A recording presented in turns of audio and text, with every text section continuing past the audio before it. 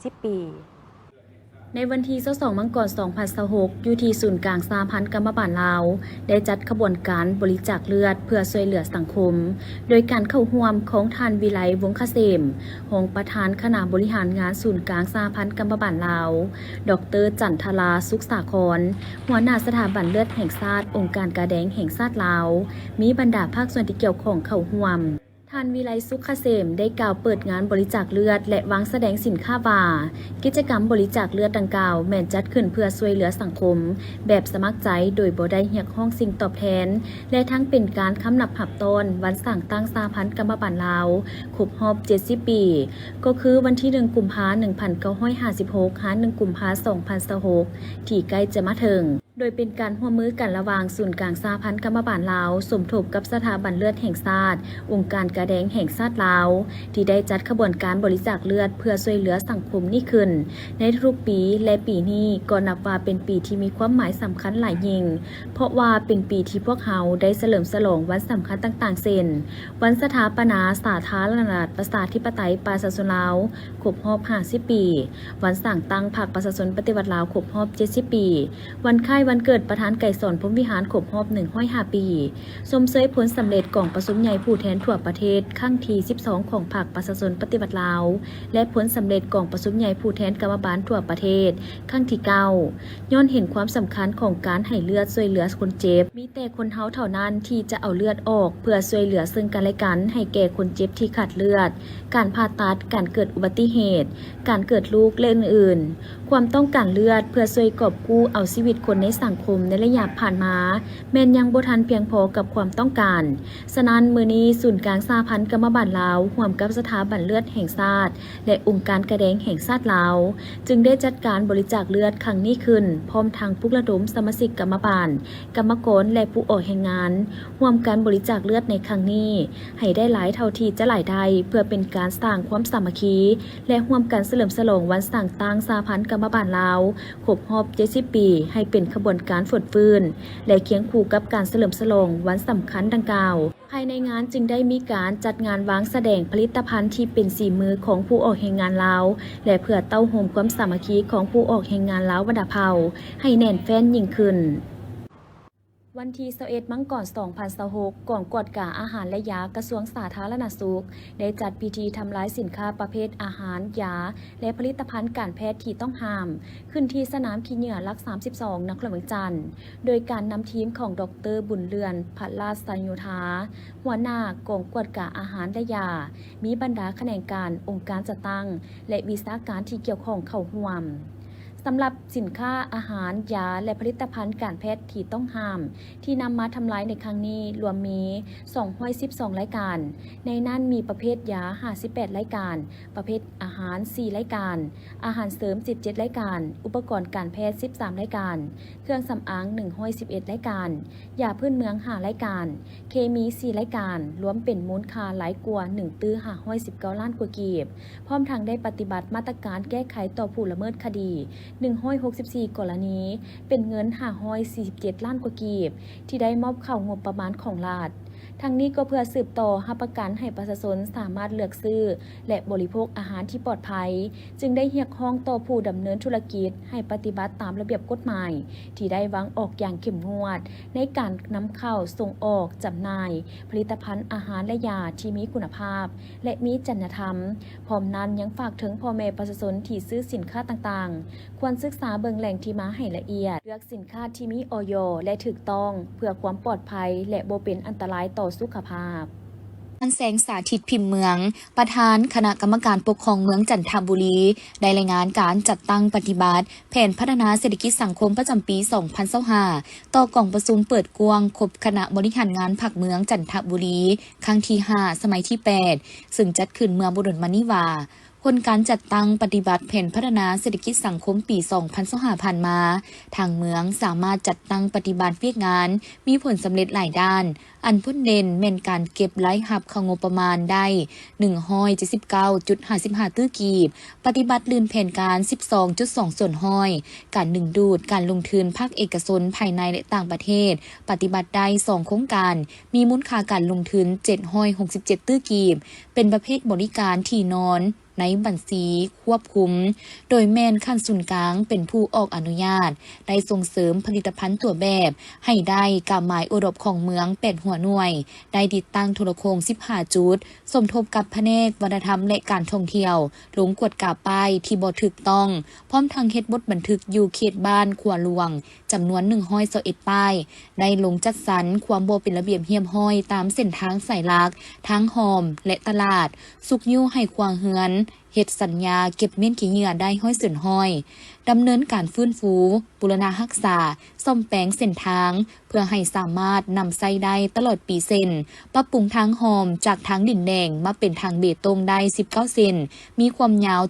7,202 เมตรในนั้นทุนของรัฐ14เซนทุนของประชาชนและนักธุรกิจอยู่บ้านดงเมียงผลตองเจ้ามณีหนองทาเหนือและบ้านผลต้องสวัสดจำนวน5เซนปรับปรุงและแก้ไขห้องระบายน้ำท่วมขัง9เซนปัจจุบันปฏิบัติได้ก็15ส่วนห้อยได้ลงสุกยูบรรดาหัวหน่วยธุรกิจห่างห้านและประชาชนที่อาศัยอยู่เรียบตามแคมทางสายลักติดทุงผักถุงซาดถุงทิวและประดับประดาสถานที่ของตนเพื่อต้อนรับวันสำคัญต่างๆของผักของซาดพร้อมทั้งได้เอาใจใส่เวียกงานป้องกันซาดป้องกันความสงบเพื่อเฮ็ดให้ภายในเมืองมีความสงบปลอดภัยและเป็นระเบียบเรียบร้อย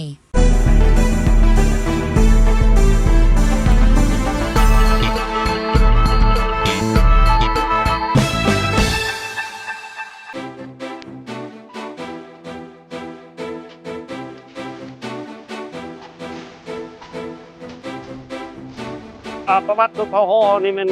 พวกเขาก่อก็มันเริ่มมาจากประเทศจีนเนาะแต่ว่านี่มันได้ยกย้ายมาสร้างถิ่นฐานอยู่ภาคเหนือของเราโดยเฉพาะเป็นแขวงพงศลีอยู่ในท้ายศตวรรษที่19อาชีพหลักก็แม่นเฮ็ดให้ทำนาปลูกเขาทำการผลิตเป็นสินค้ามหรยุคสมัยนี้ก็เป็นยุคสมัยที่ว่าแนวทางนี้มาเปลี่ยนแปลงใหม่แล้วก็พวกเขาก็พวกเขามีความขยันเพียรรู้มันเนาะสร้างเศรษฐกิจครอบครัวทำมาค้าขายเฮ็ดทำการผลิตให้เป็นสินค้าส่งออกเนาะ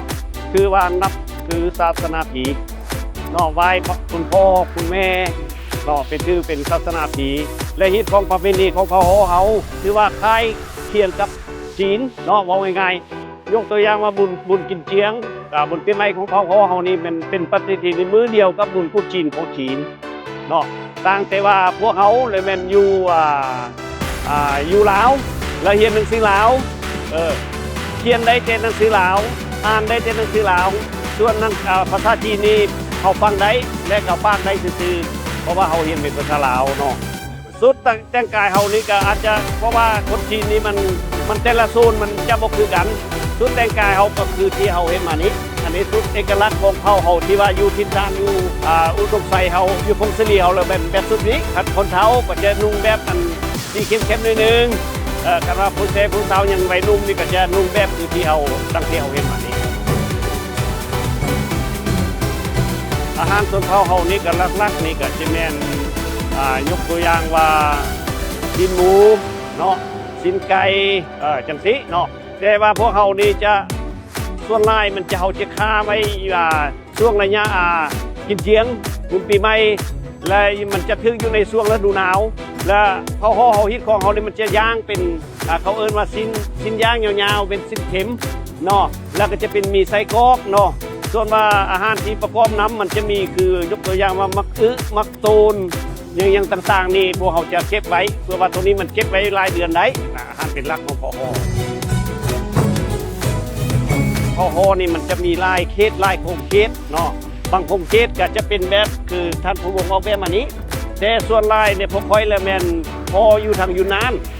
เนาะมาจากยูนนานนี่จะเป็นเฮือนภูดินและเฮือนสั้นเดียวเป็นส่วนหลายและจะเป็นเฮือนที่เฮ็ดด้วยดินเนาะดินที่ว่าตบออกมาเป็นฟ้าเนาะแล้วเป็นเอาเฟืองเอาไม่ยังใส่แล้วตบเป็นฟ้าเอาไม้แตะในซ่านมาเป็นฟ้าเฮาอบซองเบื้องแต่ว่าอันนี้ก็สไตล์แบบนึงที่ว่าการนี้ก็เป็นของเขาที่เขาออกคือกันภาษาปากเว้านี่เฉพาะภาษาปากเว้าของสุดเฮาโฮที่ตั้งที่ท่านอยู่พงศลีนี้เลแมนภาษาเป็นเขาเอิ้นว่าภาษาหูทงเป็นภาษากลางภาษาเดียวกับภาษาปักกิ่งนั้นเนาะคือฟ้านบ่สุยบ่ มีชินาเลียอันนี้มันเป็นภาษากลางเลยเขาเรียกว่าภาษาสุโธงว่าภาษาจีนนั้นสุโธงว่าแต่ถือว่าเป็นภาษาจีนกลางของประเทศจีนที่พวกไปปากตั้งแต่ว่าเขาจะบุญได้เรียนหนังสือบรรณคดีมันจะเปลี่ยนไปนิดนึงบางคำเขาจะฟังบ่ได้แต่ว่าเด็กน้อยสมัยนี้กับภาษาจีนฟังไม่เหมือนแต่พื้นธรรมดาที่ใดแต่บางเทื่อเวลาเขาบอกออกไปพวกคนจีนเขาจะบ่เข้าใจเพราะว่าเขาบอกเป็นภาษาเดิมพวกก้อยก็คือว่าพยายามที่สุดทุกระดมพี่น้องบรรดาเผ่าลูกหลานเนาะที่ว่าเกิดมาในรุ่นนี้อยากให้รักษายึดครองประเพณีอันดีงามของเขาจังซั่นในเมื่อเขาเว้าปานแล้วแต่ว่าเขาเป็นผู้อาวุโสเขาต้องเป็นตัวแบบให้กับเจ้าเขาต้องนำพาให้กับเจ้าเฮ็ดเขาต้องนุ่งถือให้กับเจ้าเบิ่งบ่ซั่นแน่คนเฮานี่ส่วนหลายนี่เกิดมาในรุ่นมานี่บางเทื่อละอายฮอดบ่กล้านุ่งเสื้อบรรดาเผ่าของเฮาจังซั่นเฮาต้องเป็นตัวแบบให้ลูกให้หลาน今天是祝贺给这个国家政府那么和这个普通家知道一下来这个组织我们来参加知道有这样参加这个民俗会祝贺给政府国家政府给他身体健康身体快乐万事如意祝贺给人民辛苦个个的给他身体健康万事如意谢谢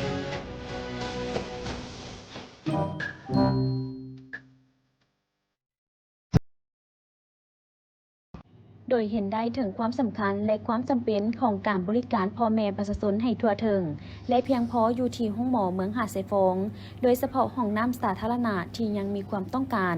ดังนั้นมาในวันที่23มังกร2026คณะองค์การพุทธศาสนาสัมพันธ์ลาวเมืองร่วมกับอำนาจการปกครองเมืองหาดทรายฟงพร้อมด้วยเจ้าภาพเจ้าสถาและออกตนญาติโยมจึงได้พร้อมกันมอบปัจจัยพร้อมทั้งเฮ็ดพิธีลงเสาเอกสร้างห้องน้ำสาธารณสุขของเมืองหาดทรายฟงขึ้นอย่างเป็นทางการโดยได้รับความเมตตาเข้าร่วมและเป็นประธานพิธีโดยพระอาจารย์บุญศรีแสนสุนทรประธานองค์การพุทธศาสนาสัมพันธ์ลาวเมืองหาดทรายฟงพระอาจารย์ปานัดดาทัศพรเจ้าอธิการวัดป่าห้วยแดงพร้อมด้วยพระสงฆ์จากคณะองค์การพุทธศาสนาสัมพันธ์ลาวเมืองฝ่ายคารวะเข้าร่วมโดยท่านธนงศีลแสงพะวงศ์ประธานคณะกรรมการปกครองเมืองหาดทรายฟงพร้อมด้วยการนำเมืองหัวหน้าของการตลอดฮอดเจ้าภาพเจ้าสถาและชาวพุทธบริษัททั้งหลายเข้าร่วมโครงการก่อสร้างห้องน้ำห้องหมอเมืองครั้งนี้แม้นจะตั้งขึ้นตามความเรียกร้องต้องการของห้องหมอเมืองที่เสนอถึงองค์การพุทธศาสนาสัมพันธ์ลาวเมืองโดยมีความต้องการอยากจะสร้างห้องน้ำเพิ่มเติมเพื่อบริการประชาชนที่มาใช้บริการอยู่ห้องน้ำให้มีความเพียงพอเมื่อเห็นได้ถึงความสำคัญดังกล่าวทั้งองค์การพุทธศาสนาสัมพันธ์ลาวเมืองร่วมกับคณะสงฆ์ทั่วเมืองจึงได้พร้อมเพียงกันระดมวัตถุปัจจัยจากศรัทธาญาติโยมเพื่อร่วมกันสมทบทุนสร้างให้สำเร็จตามแผนการและให้ใช้ประโยชน์อย่างสูงสุดที่สำคัญในมือลงเสาเอกการก่อสร้างอย่างเป็นทางการพระอาจารย์ปานัดดาทัศพรพร้อมด้วยคณะบริหารงานองค์การพุทธศาสนาสัมพันธ์ลาวเมืองและเจ้าภาพเจ้าสถายังได้พร้อมกันสมทบทุนถวายให้ห้องหมอเมืองสร้างห้องน้ำในเบื้องต้น154ล้านกว่ากีบฉะนั้นแล้วทางคณะอปสจึงได้ตกลงเห็นดีกันค้นคว้าประจุปัจจัยเพื่อจะไล่มาสร้างห้องน้ำสุขะที่ห้องหมอเมืองหาดทรายฟงเพื่อจะไล่อำนวยความสะดวกให้แก่คนเจ็บที่มาใส่บริการณสถานที่แห่งนั้นฉะนั้นจึงถือโอกาสนี้เจริญพรสร้างสาธุชนพุทธบริษัททั้งหลายร่วมบุญกุศลนำกันตามกำลังแห่งศรัทธาเลยเถิดนอกนี้ดร.แสงทิพย์ไสยสารหัวหน้าห้องการสาธารณสุขเมืองผู้อำนวยการห้องหมอเมืองหาดทรายฟงก็ได้ให้สัมภาษณ์ว่าปัจจุบันห้องหมอเมืองหาดทรายฟงพร้อมพัฒนาพื้นฐานโครงสร้างโดยเฉพาะตึกอาคารบริการปีนป่วคนเจ็บเส้นทางและอื่นๆที่สำคัญยังได้รับความเมตตาจากองค์การพุทธศาสนาสัมพันธ์ลาวเมืองช่วยระดมทุนจากศรัทธาญาติโยมผู้ที่เลื่อมใส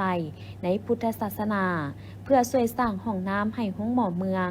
ซึ่งเป็นอีกโครงการหนึ่งที่สำคัญที่จะช่วยยกระดับการบริการประชาชนอยู่ภายในห้องหมอให้ดีขึ้นเติมอีก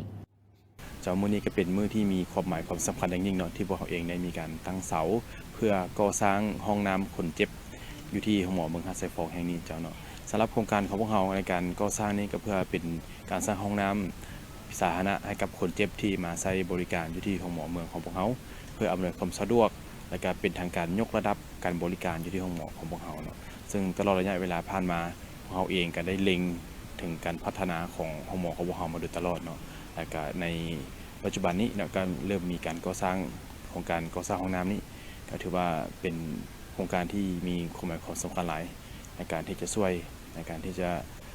อำนวยความสะดวกให้กับคนเจ็บที่มาใช้บริการของพวกเขาเนาะในรายละเอียดในการก่อสร้างนี้มันจะใช้เวลาทั้งหมดอยู่ที่2 เดือนด้วยกันเนาะ2-3 เดือนแล้วจำนวนห้องน้ำที่ก่อสร้างทั้งหมดมีอยู่จำนวนทั้งหมด10 ห้องและใน10 ห้องนี้ก็จะแบ่งเป็นห้องน้ำชาย4 ห้องน้ำหญิง4 ห้องและก็จะมีห้องน้ำของแม่มารเนาะแล้วก็จะมีคนเจ็บที่เป็นคนเจ็บพิการเนาะซึ่งว่าการก่อสร้างทั้งหมดมูลค่าทั้งหมดอยู่ที่350 ล้านและในนี้เองเนาะทุนต่างๆมันเป็นการระดมทุนจากทางเราเองก็ได้เสนอเนาะไปทางอปสมของเราแล้วก็เป็นทางออกตัวแนะนำต่างๆที่ร่วมสมทบในการก่อสร้างทั้งหมดแล้วเจ้าเนาะ ในโอกาสที่ทานธนงศิลป์แสงพะวงได้เข้าร่วมพิธีมอบหับปัจจัยและลงเสาเอกเริ่มการก่อสร้างห้องน้ำดังกล่าวทานก็ได้มีคำเห็นว่าปัจจุบันการพัฒนาเศรษฐกิจและพื้นฐานโครงหลังของเมืองหาดไซฟองแม่นมีหลายโครงการจึงเฮ็ดให้งบประมาณมีความจำกัดฉะนั้นเพื่อได้รับความเมตตาจากองค์การพุทธศาสนาสัมพันธ์ลาวเมืองส่วนระดมทุนนำมาก่อสร้างโครงการดังกล่าวแม่นเห็นว่าเป็นความเมตตาอย่างสูงที่จะช่วยพัฒนาแขนงสาธารณสุขเมืองโดยเฉพาะการบริการอยู่ในห้องหมอเมืองให้มีความสะดวกสบายและสามารถตอบสนองประชาชนได้เพียงพอ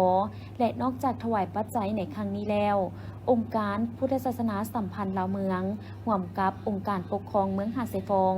ยังจะได้จัดงานบุญใหญ่บุญผ้าป่าสามัคคีอยู่วัดป่าควายแดงเพื่อสมทบทุนสร้างห้องน้ำดังกล่าวให้สำเร็จ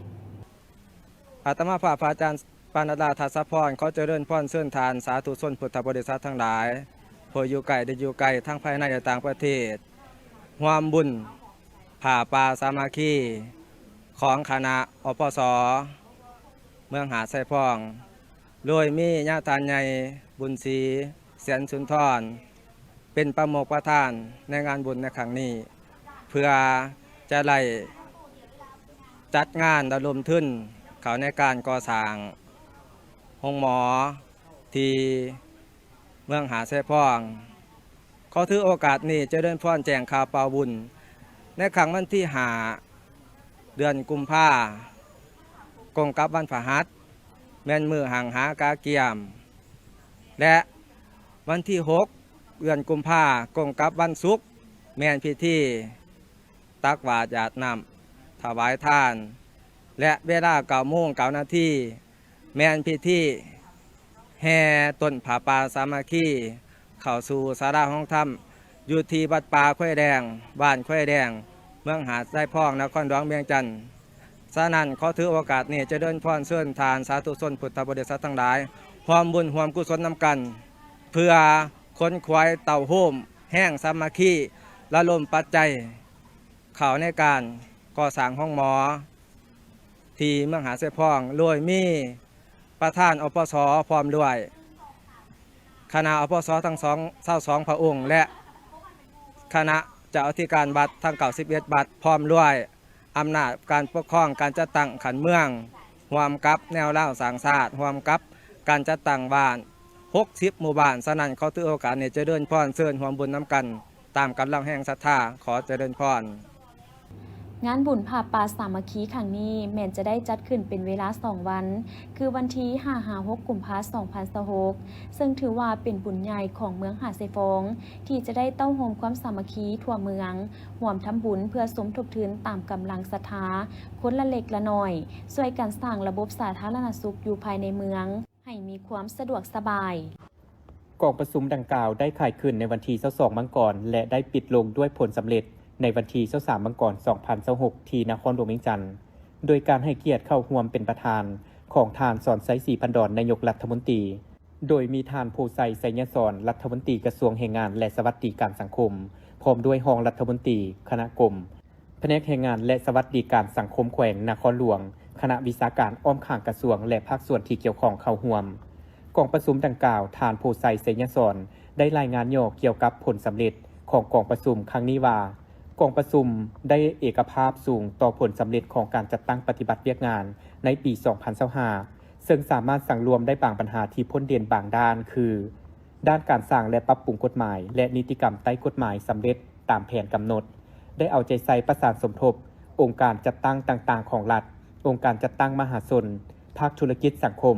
ดำเนินการพัฒนาฝีมือแรงงานเพื่อตอบสนองความต้องการของตลาดแรงงานพร้อมนี้ยังได้ร่วมกันตีราคาผลสำเร็จของโครงข่างค้นคว้ากำหนดมาตรฐานและวิธีแก้ไขในการจัดตั้งบรรดาตัวเลขคาดหมายสู่ส่วนในต่อหน้าพร้อมทั้งได้ค้นคว้าปรึกษาหารือประกอบคำคิดคำเห็นต่อเวียกงานวิชาการจำนวนหนึ่งเพื่อเป็นการกะเกี่ยมปฐมปัจจัยให้แก่การจัดตั้งปฏิบัติแผนพัฒนาในปี 2026 โดยได้เน้นมาตรการแก้ไขและลงลึกการแบ่งขั้นคุ้มครองระหว่างส่วนกลางและท้องถิ่นอันใดกระทรวงรับผิดชอบและอันใดท้องถิ่นต้องเป็นเจ้าการและเพิ่มทวีความรับผิดชอบให้หลายขึ้นบนพื้นฐานภาระบทบาทในการแบ่งขั้นคุ้มครองระหว่างส่วนกลางและท้องถิ่นพร้อมนั้นยังได้เอาใจใส่ประสานสมทบสถานพัฒนาฝีมือแรงงานพัฒนาฝีมือแรงงานที่เข้าสู่ตำแหน่งงานใหม่ให้ได้ 200,000 กว่าคนยิ่ง 90,000 กว่าคนลื่นแผนการปี1กว่าเท่าตัวสมทบหัวหน่วยแรงงานเหตุการทดสอบฝีมือแรงงานตามมาตรฐานฝีมือแรงงานตามสาขาอาชีพในระดับต่างๆอยู่หัวหน่วยแรงงานได้498คนยิ่ง177คนพร้อมนี้ยังได้ปรับปรุงหลักสูตรการเรียนการฝึกตัวจริงสร้างครูฝึกครูทดสอบพัฒนาปรับปรุงโครงร่างพื้นฐานและสนองพาหนะอุปกรณ์ให้แก่บรรดาศูนย์พัฒนาฝีมือแรงงานจำนวนหนึ่งในนี้อันพ้นเด่นแมนได้รับการสนับสนุนจากสปจีนในการสร้างศูนย์พัฒนาฝีมือแรงงานอยู่แขวงอุดมไซได้ปรับปรุงกลไกการบริการจัดหางานด้วยหลายรูปแบบทั้งเชิงหน้าและออนไลน์สุกยุให้หัวหน่วยแรงงานประกาศรับสมัครเองประสานสมทบกับบรรดาหัวหน่วยแรงงานและองค์การปกครองท้องถิ่นจัดการตลาดนัดแรงงานอย่างเป็นกระบวนการฟดฟื้นส่งเสริมการจัดหาเวียกเหตุงานทำเข้าสู่ตลาดแรงงานภายในและต่างประเทศติดพันกับวาระแห่งชาติได้ 180,000 กว่าคนยิง 90,000 กว่าคนลื่นแผนการปี4เท่าตัวกวดกู้ระเบิดบ่ทันแตกออกจากพื้นที่ทำการผลิตและเขตจุดสุ่มพัฒนาได้ 3,000 กว่าเฮกตาร์พร้อมนี้อันพ้นเด่นแมนได้จัดตั้งปฏิบัติคำสั่งเลขที่ 18/นย.โดยการปรับปรุงฐานข้อมูลขึ้นทะเบียนแรงงานต่างประเทศที่เข้ามาเฮ็ดเวียกอยู่ในประเทศลาวด้วยระบบทันสมัยและจัดตั้งปฏิบัตินับแต่เดือนกรกฎฮอดปัจจุบันทั่วประเทศสามารถสร้างรายรับได้32ตื้อกว่ากีบจากนั้นทานสอนไซสีพันดอนยังได้ให้เกียรติโอลมต่อกองประชุมดังกล่าวโดยก่อนอื่นเมื่อทานได้แสดงความย่องยอสมเสยต่อผลงานของทางกระทรวงแรงงานและสวัสดิการสังคมได้สำเร็จตามคาดหมายที่วางไว้ในนี้ทานยังได้เน้นหนักให้แขนงแรงงานและสวัสดิการสังคมเอาใจใส่สืบต่อคนครัววางมาตรฐานและซอกหาวิธีแก้ไขอย่างจริงจังเพื่อให้เป็นรูปธรรมเพื่อเฮ็ดให้การพัฒนาเวียกงานแรงงานและสวัสดิการสังคมในต่อหน้ามีประสิทธิผลดีขึ้นพร้อมทางเรียกร้องมายังคณะนำและพนักงานหลักแหล่งอยู่ในโครงข่ายแรงงานและสวัสดิการสังคมให้เป็นผู้ตัดสินผลได้ผลเสียของการจัดตั้งปฏิบัติแนวทางนโยบายของภาครัฐโดยเฉพาะแมนนโยบายโครงข่ายแรงงานและสวัสดิการสังคมต้องได้พร้อมกันสืบต่อเพิ่มทวีความเข้าใจ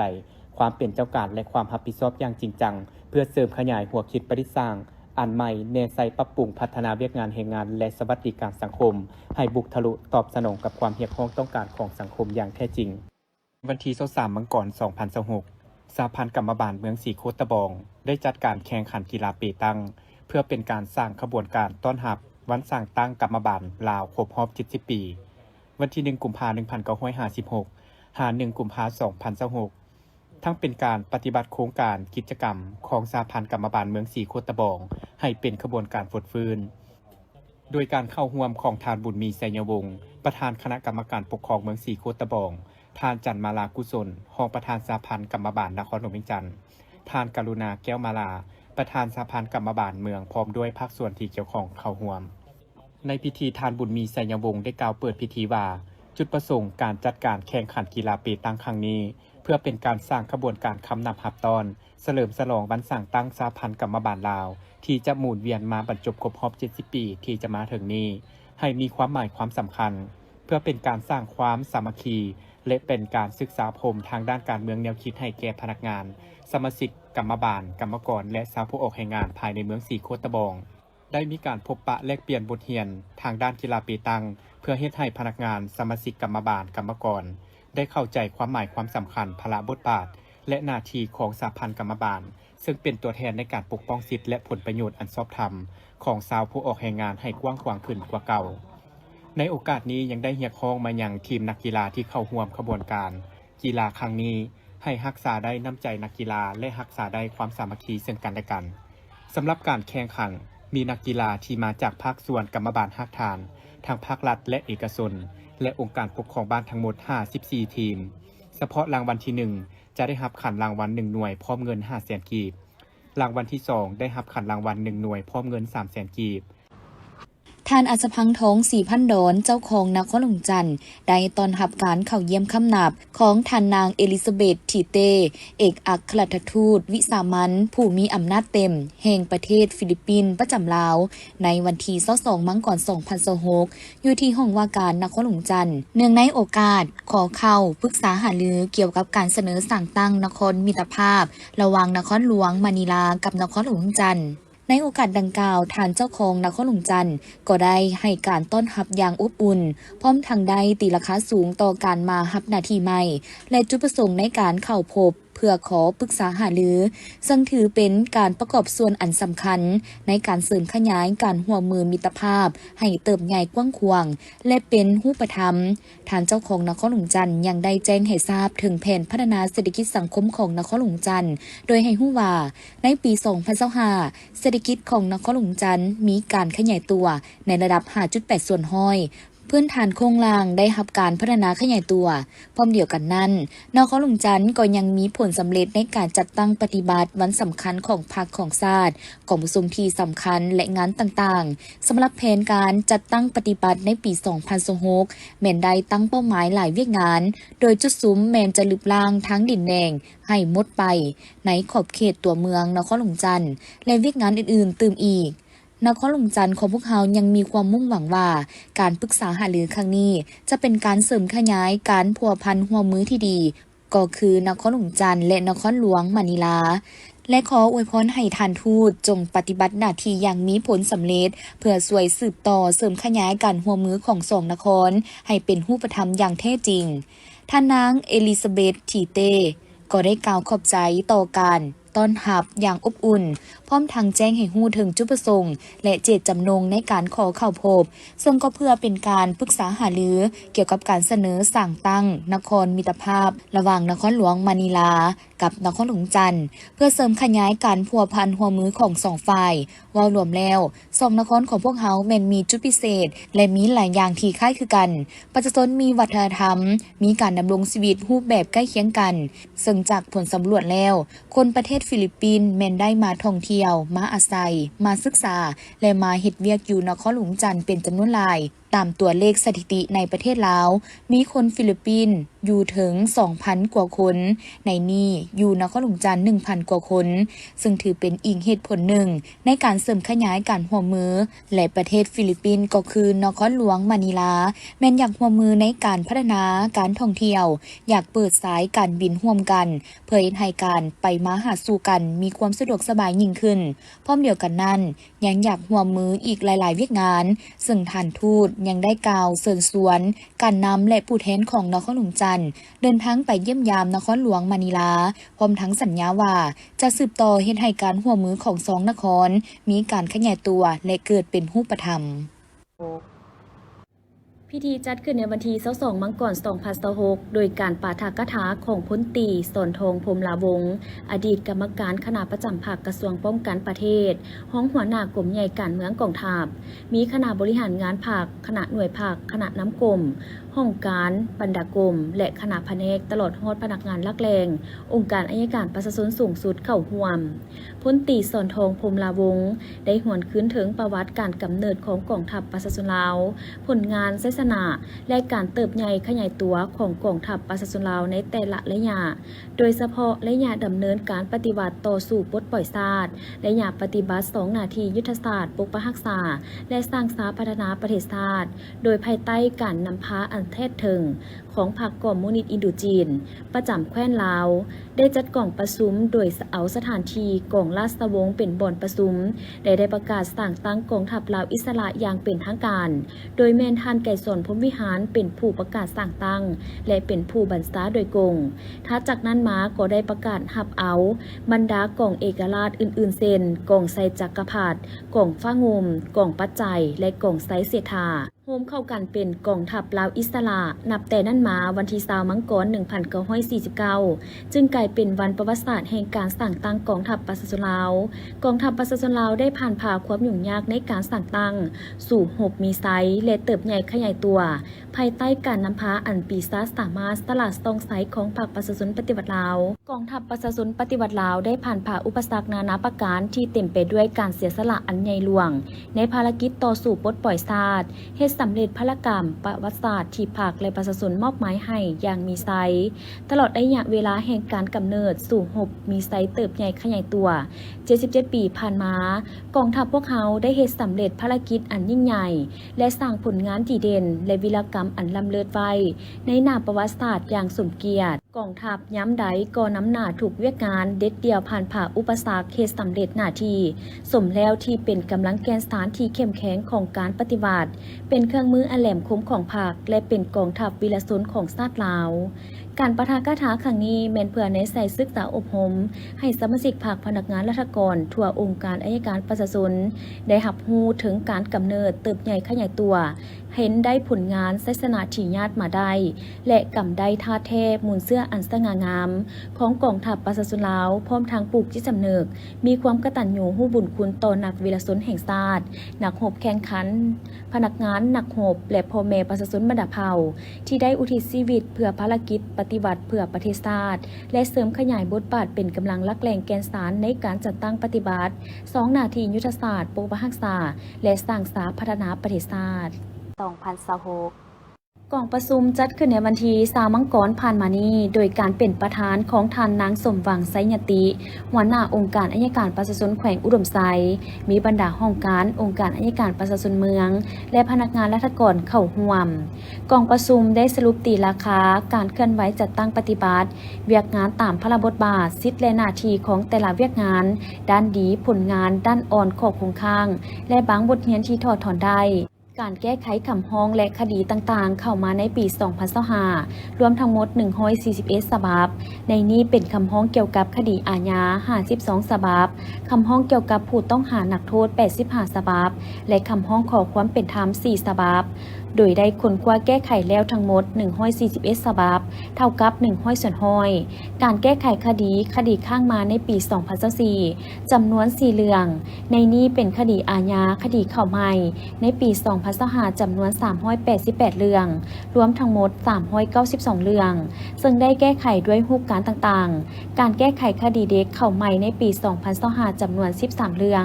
รวมคดีเด็ก13เรื่องได้แก้ไขแล้ว13เรื่อง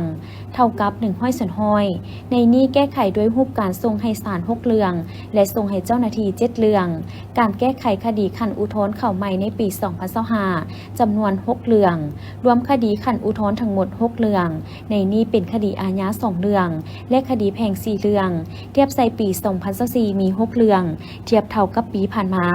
ได้แก้ไขแล้วทั้งหมด6เรื่องเท่ากับ100ส่วนห้อยรวมการแก้ไขคดีทั้งหมดขั้นต้นขั้นอุทธรณ์และคดีเด็กคดีข้างมาปี2024จำนวน4เรื่องคดีเข้าใหม่ปี2025จำนวน407เรื่องรวมคดี411เรื่องได้แก้ไขแล้ว402เรื่องกองประชุมผู้เข้าร่วมได้ประกอบคำเห็นใส่บทสรุปเพื่อให้มีเนื้อในสมบูรณ์ครบถ้วนเติมอีก